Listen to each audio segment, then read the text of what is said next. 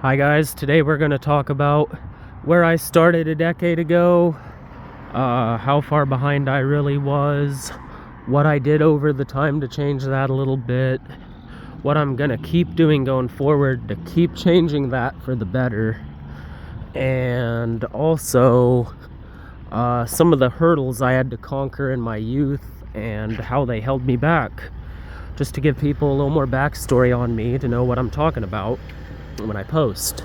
So first things first, I moved out at 18, got my own place with some buddies, and at this time I had very low prospects. I couldn't cook because I was pyrophobic. I couldn't even strike a match or lighter. I couldn't drive because I had a bad eye and my parents wouldn't teach me. And I had no job. Yeah, I was living off a year of dead dad money when I first moved out. And it was all right though. That year was a blast. I learned so much.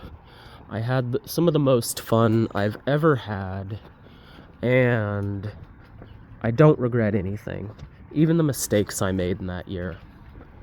So if I moved out and that was I actually didn't even have a diploma now that I think about it. I was still in high school at the time when I moved out. So that's what I moved out with, and where I went from there was a long story of failing upwards. I kinda had a few friends leave me in the dust because I was just so far behind out the door. A couple of my friends were in equally bad situations in their lives, and so we kind of stuck together and kind of worked together to fail upwards together a bit. And I think the first hurdle I actually conquered in my life would be my fear of fire. When I was younger, my closest friend, when I was like 12, my closest friend died in a house fire, and it shook me. It genuinely shook me. And so just conquering that was insane. Like, I would like freeze up and have an out-of-body experience if somebody struck a lighter in front of me. And nowadays I can strike a lighter, I can cook. I'm bad at it because I haven't been doing it all that long, only a couple years now. But by conquering one of my deepest sated fears, I was able to get some new life skills that really made a difference. And that was a big one, cooking. Like, you'd be surprised what food actually is doing for and against your body based off what you're choosing to eat. So if you're eating a lot of just quick processed junk, you're gonna feel like junk. And so learning how to cook has been downright valuable. I've felt an immediate difference in my mind, and when I work out, I can tell I am getting better gains now that I'm eating better. So conquering the fear of fire was a genuine treasure in my youth, and was kind of the thing that taught me to conquer new fears and press on even when it looks absolutely hopeless. So after doing that, well, I mentioned all the things I didn't have when I move out. Well, I have claimed each of those hurdles one by one. After that, I do have a high school diploma. I did finish that. It was challenging being moved out and finishing that, but I did it. And I also, after conquering this fear of flames, I've just recently started tackling the driving thing. I had been driving with my girlfriend at the time. She'd been letting me get like illegal driving practice in on back roads, and that was pretty cool because it let me get an initial amount of experience. My eye that has been issuous has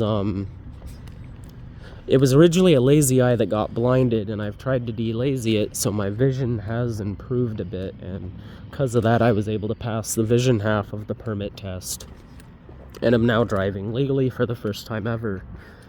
It's kind of cool, but also, like, at the same time, It would have been nice to have just done all this stuff in the normal timetables, right?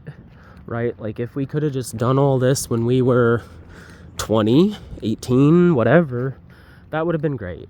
Like not having all these crazy life hurdles. But thinking like that won't get you anywhere. You have to accept that everyone gets dealt a different hand when you play a game of poker, aka life. And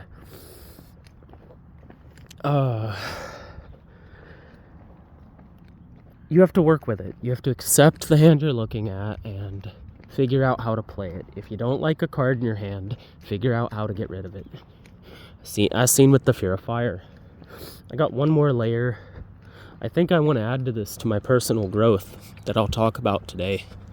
I didn't have the most loving home growing up, and due to my own childhood experiences, I just wasn't very good at showing love even when I could. So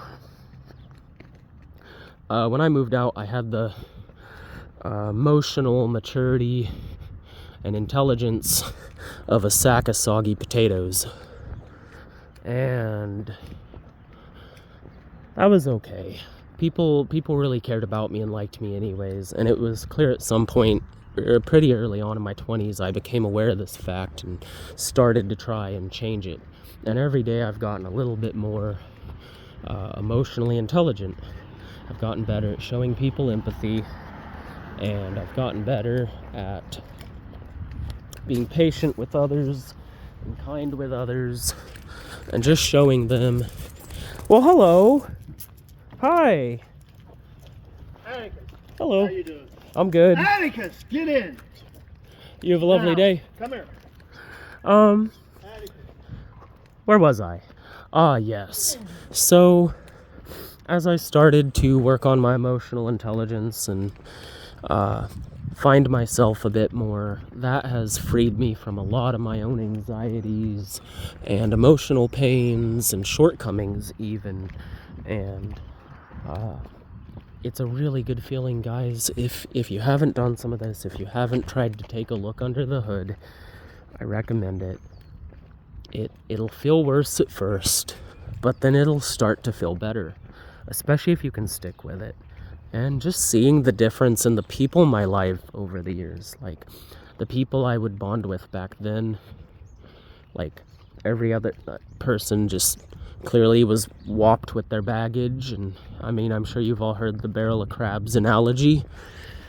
So, and as I changed over the years, more and more kinder, more open people, more goal focused and dream chasing people that inspire me came into my life one at a time. And each and every year as I grew, I noticed that the people I could communicate with and attract into my life did the same.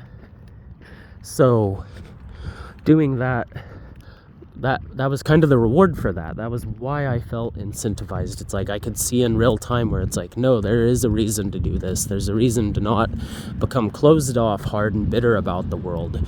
Because when you're not closed off, hard and bitter about the world, you let it have a chance to be soft with you. And that can open all kinds of crazy doors you didn't even know were there in your life. Guys, love yourself. It really starts there.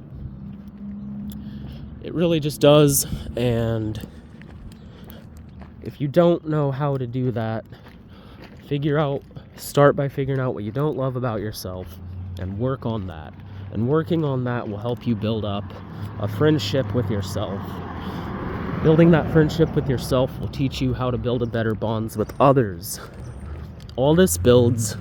You don't have to be alone. You don't have to be in pain, even if you've had a painful life. Try hard, strive far. Don't let others distract you from where you want to be. But also don't close others out. Like, I know there's a lot of talk online of like monk mode and stuff. If you have a damn good best friend or two, do not cut that person off right now. They are a downright asset in your life, and I can't stress that enough. Assess it. Like, ask yourself, Are they a good fit? Do they have my back? Do they have my best interest? Do they believe in me? And if you find a bunch of yeses there, I'm not expecting anyone to be perfect. People got flaws, but then don't monk mode that person out of your life.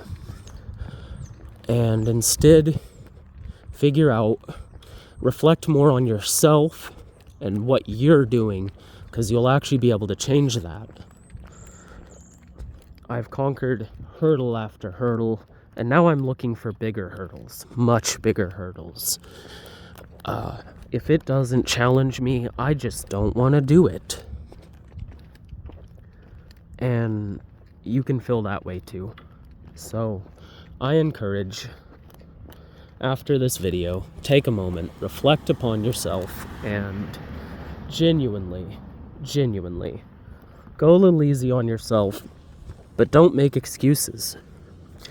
You guys have a lovely day, and I'm still debating the face reveal. I might do it. We'll see. Have a lovely day.